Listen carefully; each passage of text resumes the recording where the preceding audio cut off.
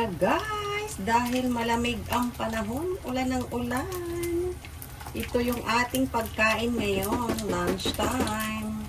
Sampurado. Ayan guys, sa Shibori akong makakain itong sampurado. Yummy! Hindi siya masyadong matamis, kinamtian ko lang ang asukal. Tapos, mayroon tayong toyo, fresh from Cebu. Ayan.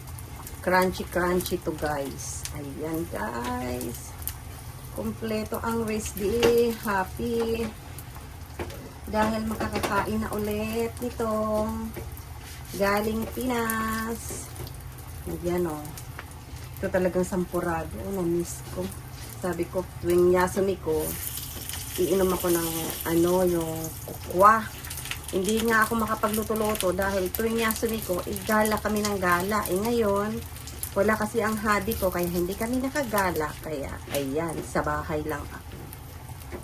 Ganyan guys, pagluto ng toyo o crunchy, maraming mantika. Crunchy to. Hugasan nyo muna bago nyo lutuin para naman hindi siya masyadong maalat. Pero itong toyo na to, hindi talaga to maalat. Pero ayan, crunchy to. Happy tummy na naman ni. Kain tayo. Late lunch na. Anong oras na? Mga 2:00 na ata. Bye!